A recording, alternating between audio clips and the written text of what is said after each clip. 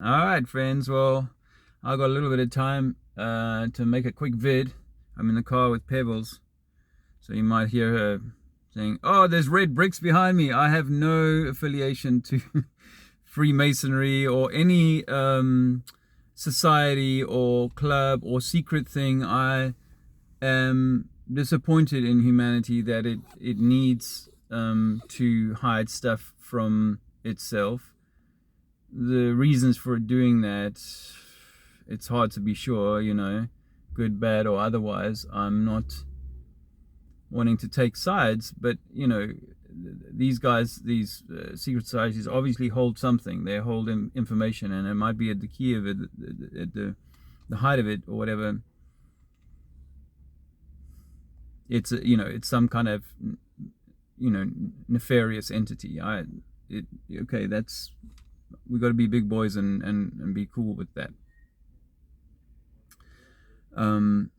Because the truth will liberate us, not more of their constructed enmities, right? So some guy called me a shill this morning on my video, or a Freemason or something, or suggested that I was, and it's like, okay, it's interesting how that gets triggered. I mean, anyone who's watched my journey would think, if I was part of an organization and they had allowed the last year and a half or so to transpire in my life in the way that it has, I'd be like, fuck them. How dare they? How could they? I would never put up with it. I would never put my child and my family, my wife, through all of this on someone else's wedge, or as part of some freaking deception. I have said for all the years that I've been doing this publicly that I could be doing the work of the system. And, maybe it turned out that I was, because I was promoting a particular model which cannot actually pass muster in the real world, because it doesn't relate to the map that I've shown you. And I think the map I've shown you is not yet right, but it's getting close to being right. It's really going to take me a few hundred hours of painstaking kind of measurements and correlations and so on, and other people too will throw their bit in and do their own work, I'm sure, but it's all, wow. I mean, it makes you wonder when you see China on top of Europe like that.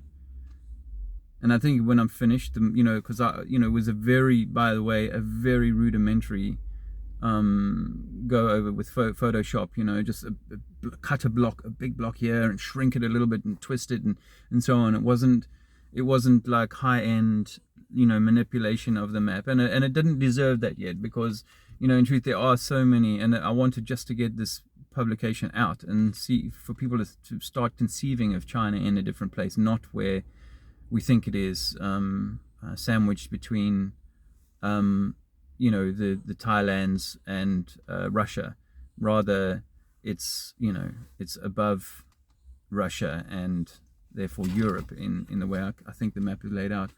There's many other aspects to this that I've for the model to work, or for this to work in reality, in that kind of layout, roughly speaking, it has to have other factors in play. And I was just writing a comment, which is, I thought I'll quickly make a video and say, the time zone map is full of holes. There's, I think, a 3-hour gap at the end of the map.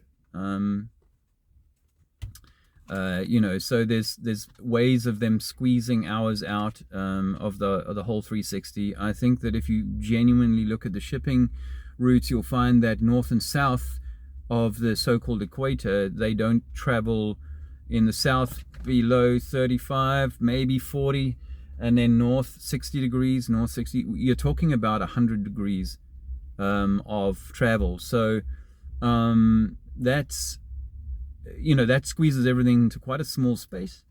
It also opens the door for something quite radical, which is that it is a bipolar system with a negative and positive end, but it's not the way that the magnets were taught to us in school, where it's like the magnet is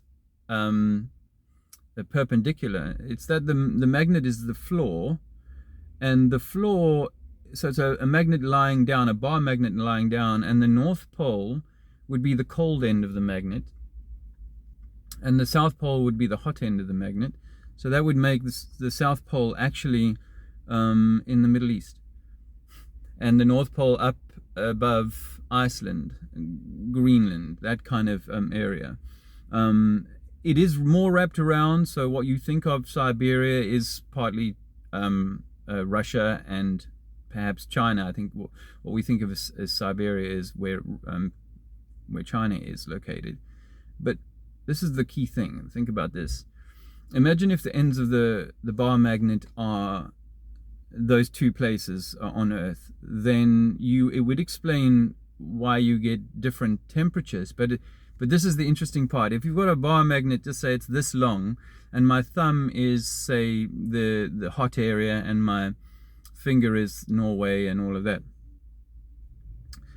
Now, any ship or anything traveling between my thumb and my finger would take a north-south heading because of its positioning between those two poles. It just naturally does that. Whereas at the end, but it doesn't take, it doesn't necessarily take a perfectly north, depending on, no, it does. It takes a perfectly north-south heading once you're in that space between the fingers, right? Between Africa and North Europe.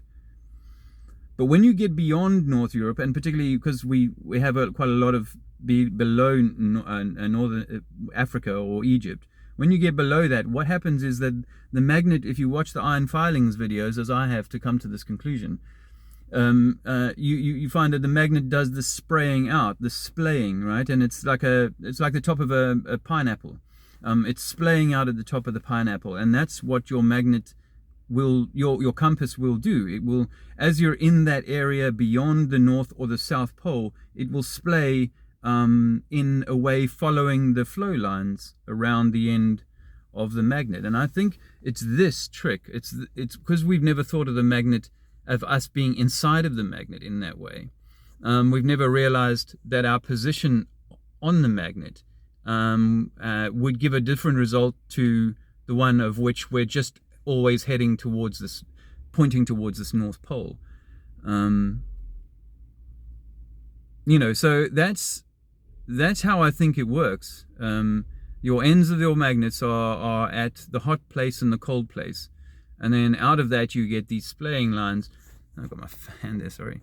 You get these splaying lines, and it's around that will, you will get your headings. And of course the headings, they had time, many, hundreds of years of shipping. They put a lot of effort into this 1800s, getting these maps right. So drawing of the longitude and latitude lines became an exercise in making those flow lines work for compasses. Loads of shipping manuals, documents will reference that compasses don't work really around the North Pole. So that kind of makes sense, is that you're sort of in it, you're actually in it much more of the time than you realize. So yeah, nothing above 60 degrees really. People think they're going to the North Pole, and they're probably at 65 at the best degrees up. So the whole layout has to be rethought. And yes, I have, Dave Trev, I have had to rescind thanks for your reading information, but I have had to rescind where I was going with the sort of Pac-Man model of the sun, where the pulse was coming in from the east and traveling through the west. I think from the work in the quantum string theory and so on, you have two planes of movement. Actually, this is the incredible thing, is that they acknowledge there's two planes of movement: a lateral plane of movement and a perpendicular plane of movement. So when thinking of compasses, I think there is also a north above us. But I won't go into that. I wanted to make the point about how I think that there is two pulses of energy. One is time, and we call time, and one is matter. And I think that the matter tends to be the rising energy, the energy that comes up from the earth. They call it the Schumann resonance, but there's a whole lot more to it. this is rising up from the earth, and then laterally across our plane, yes, is washing constantly, is washing a wave across us. So at this time, we'll just say from east to west, without wanting to get too more complicated than that. I'd say, just say there's a wave coming across your plane from east to west. You're never outside of the wave. The wave is simply cresting at midday, or reaching its trough at midnight. That's the two parts of it. Is that you've got both rising energy and lateral moving energy. Look, here's the family. Anyway, I'll leave it at that. You can probably say a quick hello to Andrea. I'm just making a quick video, darling. Watermelon. You got watermelon. Oh, fantastic. Well, we're all doing good. Thanks, Deborah Rondeau, for your very kind gift the other day. It's very helpful. And honey, what's the name of that lady who sent us that money we couldn't access? Oh, that's it's Faith. It's yeah, Faith 5. Anyway, thank you guys, and if there's anyone else who I haven't mentioned recently for helping us out, this is massive. We're in a temporary housing situation at the moment, but yeah, look out for more. I've got more to come. Take care.